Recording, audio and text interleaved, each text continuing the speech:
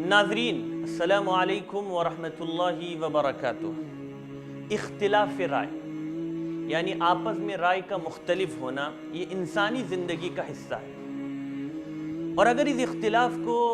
معاشرے میں لوگ خندہ پیشانی سے تسلیم کرے اور دوسروں پر اپنی مرضی رائے مسلط کرنے کے بجائے ان کی رائے کا احترام کرنا سیکھے تو اس عمل سے سوچ اور عمل کی نئی راہیں کھلتی ہیں اور دوسروں کو برداشت کرنے کا حوصلہ پیدا ہوتا ہے، اور اس صورت میں اختلاف رحمت ثابت ہوتا ہے۔ اور اسی کے بالکل برعکس اگر اسی اختلاف رائے کو اپنے انا کا مسئلہ بنا کر خود کو 100% حق پر سمجھتے ہوئے دوسروں کی نیتوں پر حملہ کیا جانے لگے، دوسروں کی رائے کو غلط اور حقیر سمجھا جانے لگے، تو ایسی صورتحال انتشار، افتراء اور بدامنی کو جنم دیتی ہے، اور یہ اختلاف رحمت ہونے کے بجائے زحمت ثابت ہوتا ہے۔ ناظرین، آئیے ہم اس کو واقعات کے ذریعے سمجھنے کی کوشش کرتے ہیں کہ کس طرح اختلاف رائے کو برداشت کیا جائے، کس طرح آپس میں محبت سے رہا جائے، اور اپنے اکابرین کے واقعات اور طرز عمل سے وسعت ظرفی اور اختلاف رائے میں صحیح اسلامی اصول کو سمجھنے کی کوشش کریں۔ اس سلسلے میں 3 واقعات میں اپنے ناظرین کے روبرو رکھنا چاہتا ہوں، اور ان واقعات کو موجودہ دور کے مایناز عالم دین حضرت مفتی محمد تقی عثمانی صاحب دامت برکاتہم و دامت فیوضہم نے تذکرہ نامی کتاب میں کیا ہے۔ موصوف کے قلم سے اس کتاب میں سلف صالحین کے واقعات کے ساتھ ساتھ ماضی قریب کے اکابر علماء دیوبند کا تذکرہ بھی موجود ہے، اور یہ کتاب پڑھنے سے تعلق رکھتی ہے۔ اس سلسلے میں پہلا واقعہ ہے حضرت شیخ الہند اور آپ کے مایناز شاگرد حضرت مولانا اشرف علی تھانوی رحمۃ اللہ علیہ کا ہے۔ تحریک خلافت کے سلسلے میں ان کے درمیان جو اختلاف تھا وہ معروف و مشہور ہے۔ حضرت تھانوی رحمۃ اللہ علیہ اس قسم کی تحریکات کو چونکہ مسلمانوں کے لیے فائدہ مند نہیں سمجھتے تھے، اس لیے وہ اس سے علیحدہ رہے، لیکن استاد اور شاگرد دونوں کو اپنے اپنے موقف پر پوری طرح ثابت قدم ہونے کے باوجود اس بات کا پورا یقین تھا کہ یہ رائے کا دیانتدارانہ اختلاف ہے۔ چنانچہ عجیب و غریب واقعہ ایک مرتبہ پیش آیا کہ ایک مرتبہ تحریک خلافت کے بعض کارکنان نے تھانہ بھون میں جلسہ کرنے کا ارادہ کیا، جس پر حضرت شیخ الہند رحمۃ اللہ علیہ کا یہ کہنا تھا کہ یہ مجھ سے نہیں ہو سکتا۔ کیوں؟ اگر میں تھانہ بھون میں جلسہ کروں گا تو مولانا اشرف علی کے لیے بڑی تکلیف کا سامان ہوگا،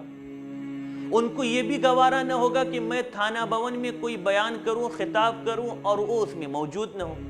اور اگر وہ شرکت کریں گے تو وہ ان کی دیانتدارانہ موقف کے خلاف ہوگا، اس لیے میں یہ کام نہیں کروں گا۔ اور ایسا ہی ہوا۔ حضرت شیخ الہند رحمۃ اللہ علیہ تحریک کے سلسلے میں ہندوستان کے مختلف خطوں میں تشریف لے گئے، لیکن کبھی تھانہ بھون میں جلسہ نہیں کیا۔ سوچنے کی بات ہے کس درجے ایک دوسرے کا احترام، ایک دوسرے کا خیال، اختلاف رائے ہونے کے باوجود، حالانکہ حضرت شیخ الہند رحمۃ اللہ علیہ استاد ہے اور حضرت اقدس تھانوی رحمۃ اللہ علیہ ان کے شاگرد ہے، لیکن کیسے ایک دوسرے کا احترام، کیسی وسعت ظرفی، کیسا تحمل، برداشت، اس سے فتنے دبتے ہیں اور معاشرے کے اندر اصلاح کی راہیں ہموار ہوتی ہیں۔ آئیے دوسرا واقعہ سنتے ہیں ناظرین۔ یہ واقعہ ہے شیخ الاسلام حضرت مولانا حسین احمد مدنی رحمۃ اللہ علیہ اور حضرت مولانا اشرف علی تھانوی رحمۃ اللہ علیہ۔ ان دونوں کے درمیان بھی سیاسی اختلاف تھا، اور سیاسی مسلک میں اختلاف ہونے کے باوجود حضرت مدنی رحمۃ اللہ علیہ حضرت تھانوی کے ساتھ اپنے بڑوں جیسا معاملہ کرتے تھے۔ ایک مرتبہ جبکہ ان دونوں اکابر علماء کے درمیان سیاسی اختلاف عروج پر تھا اور اس اختلاف سے ہر کوئی واقف تھا، حضرت مدنی نے دیوبند کے بعض بڑے اساتذہ سے کہا کہ عرصہ ہوا ہمارا تھانہ بھون جانا نہیں ہوا، اور حضرت تھانوی رحمۃ اللہ علیہ کی زیارت کو دل چاہتا ہے۔ تو حضرت مدنی رحمۃ اللہ علیہ اور دارالعلوم کے دوسرے بڑے اساتذہ تھانہ بھون روانہ ہوئے۔ اب دیکھیے اتفاق سے گاڑی رات دیر سے تھانہ بھون پہنچی،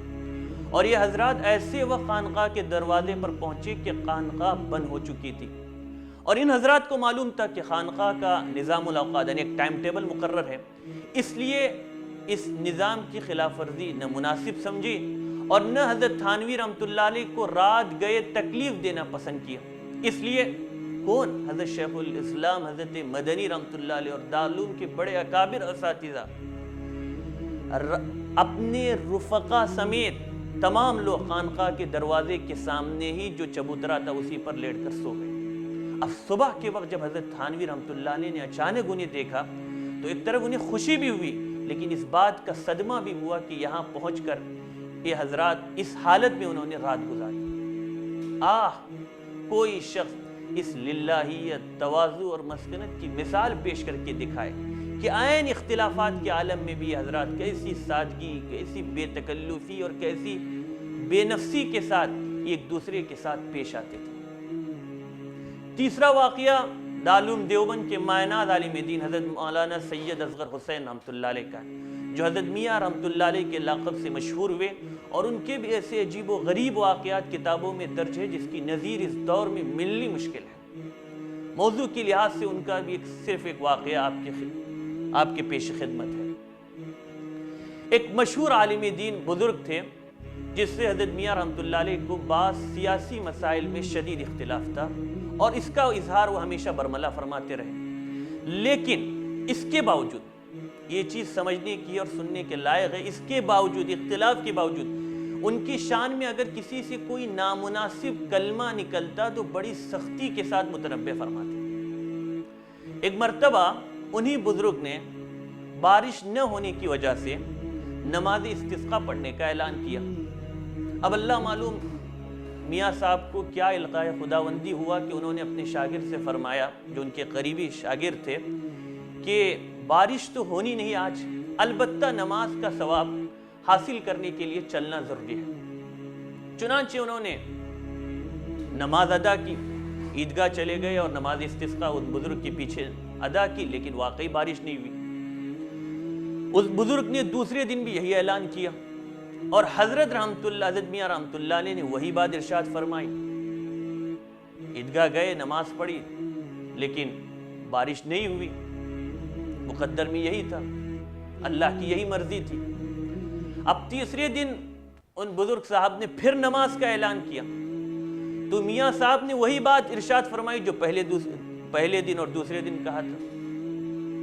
اور تیسرے دن بھی نماز کے لیے حضرت میاں صاحب رحمۃ اللہ علیہ میدان میں پہنچ گئے۔ لیکن آج خلاف معمول ایک بات نظر آئی۔ آج خود حضرت میاں رحمۃ اللہ علیہ نے ان بزرگ سے کہا کہ اگر آپ اجازت دیں تو آج نماز میں پڑھا دوں۔ اب ہر شخص حیرت سے دیکھ رہا تھا کہ میاں صاحب تو کبھی 5 وقتہ نماز بھی لوگوں کے اصرار پر نہیں پڑھاتے، لیکن عجیب آج بات کہ آج خود آگے بڑھ کر پیشکش کر رہے ہیں، اور بہرحال انہوں نے خود نماز کی پھر امامت فرمائی، اور اللہ کی مرضی کے تیسرے دن بھی بارش نہیں ہوئی۔ بعد میں جب ان کے شاگرد نے اس سلسلے میں سوال کیا کہ آج خلاف توقع عجیب ماجرا پیش آیا، آج آپ نے خود نماز کی امامت کی، بلکہ اس کے لیے خود پیشکش کی، ماجرا کیا آخر؟ تو حضرت میاں رحمۃ اللہ علیہ کا جواب یہ تھا کہ میرا مقصد اس کے سوا کچھ نہیں تھا کہ جو عالم دین 2 روز سے نماز پڑھا رہے ہیں لوگوں کو ان پر بدگمانی نہ ہو، اور اس معاملے میں بھی ان کے ساتھ شریک ہو جاؤں۔ اب اس میں کسی عالم یا شخصیت کا کیا قصور ہے؟ اب اگر بدنامی ہونی ہے تو تنہا ایک عالم کی نہ ہو، اس لیے میں نے نماز پڑھائی۔ گنوا دی ہم نے جو اسلاف سے میراث پائی تھی، گنوا دی ہم نے جو اسلاف سے میراث پائی تھی، سریا سے زمیں پر آسمان ہم کو دے مارا۔ ناظرین، یہ تھے ہمارے اکابرین، یہ تھے ہمارے اکابر علماء دیوبند، یہ تھے ہمارے اسلاف جو اختلافات کے باوجود شریعت کے حدود کو ملحوظ رکھتے ہوئے ہر ایک کو اس کا حق دیا کرتے تھے، اور ہر ایک دوسرے کا ادب و احترام ملحوظ رکھا کرتے تھے، اور اسی کا نتیجہ ہے کہ آج بھی ان کا تذکرہ ادب اور احترام سے کیا جاتا ہے۔ تو یہ ہے شریعت کا وہ طرز عمل جو ہمارے اسلاف اپنے کردار سے ہمیں سکھا گئے۔ خدا کرے ہم بھی اختلاف رائے میں اور کوئی بھی اختلاف ہو ایک دوسرے کا ادب و احترام ملحوظ رکھنا سیکھے، اور شریعت نے جو اس کے حدود متعین کیے ہیں انہی حدود میں رہتے ہوئے اختلافات کرنا سیکھے، اسی سے انشاءاللہ معاشرے میں خیر عام ہوگا۔ ناظرین، یہ ویڈیو آپ دیکھ رہے تھے، اس ویڈیو کے سلسلے میں اپنی رائے کمنٹ باکس میں ہمیں ضرور شیئر کریں، یا پھر اسکرین میں جو واٹس ایپ نمبر دیا گیا ہے اس پر ضرور شیئر کریں، اور ہمارے یوٹیوب چینل فکر و خبر ٹی وی کو سبسکرائب کرنا بھی نہ بھولیں۔